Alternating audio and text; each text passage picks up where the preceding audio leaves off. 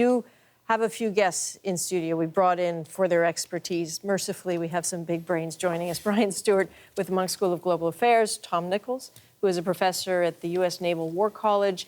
He teaches on national security. Gentlemen, I have so many questions to ask you tonight.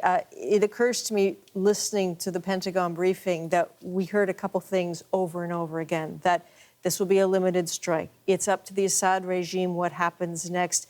As long as it doesn't use chemical weapons, then this is over. So is that permission for Assad to keep on killing, but just not with chemical weapons? Well, that's a negative way to put it. And of course, you're right. The war will go on unless the world can somehow figure out a way to bring pressure, bring the war to an end. But I think it was trying to establish very clearly that there is a special category of warfare under chemical weapons that cannot be permitted to continue. Because it's not just a question of Syria, really, overall. Because the great danger that many countries are now worried about is, what if it spreads beyond Syria to other conflicts, like Yemen, Somalia, maybe the Korean Peninsula, for instance? It is so dangerous that it is essentially saying, this is one aspect of war that the world since 1993 has said is, and Syria was one of the signatories, said cannot be permitted to continue. And that's what this, basically, the position of the British, French, and Americans is tonight. But why now? I mean, this is, you know, it was a horrible chemical attack. There's no question the picture of those kids is haunting. But it's not the worst. It's certainly not the first since the attack on that airfield back in April of 2017. So why now? Is it the increased involvement of Iran and Russia? Thom, what's your sense?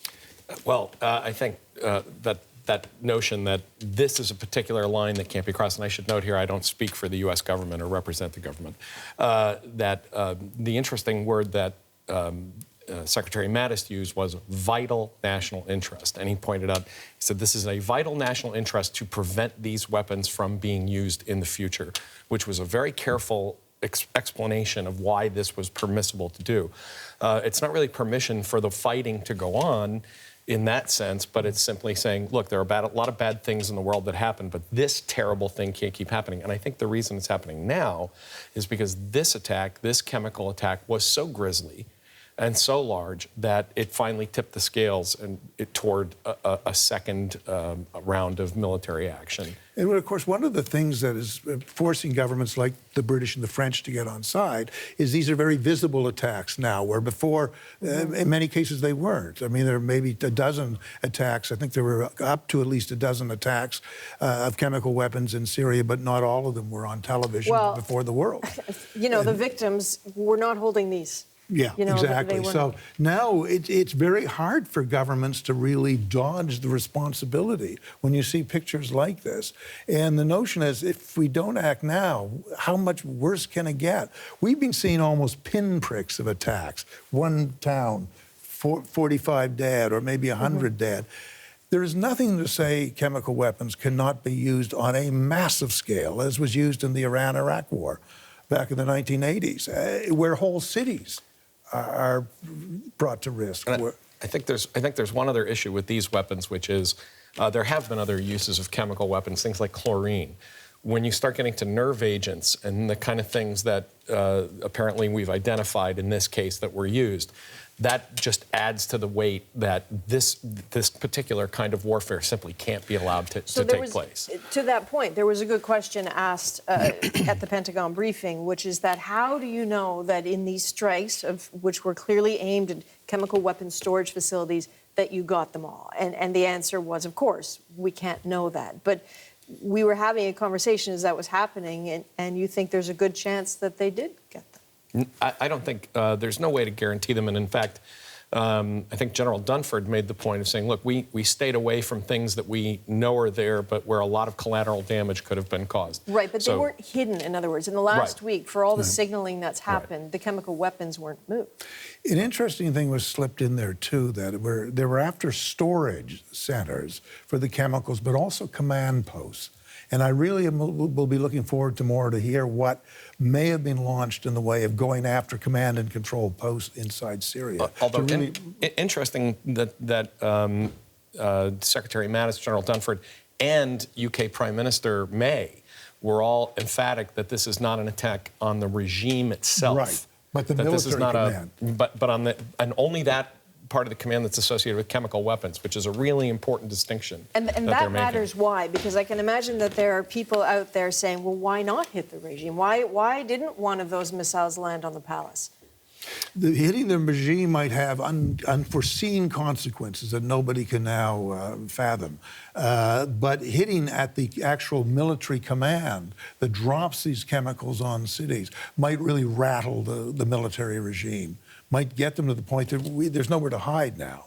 Missiles are so precise, they can come in, that it's increasingly dangerous for us as military officials to use them. And I'm not sure it's an argument I would agree with, since I was a proponent of intervening and stopping this civil war years ago. Mm-hmm. So to me, all of this is too little, too late on a personal level.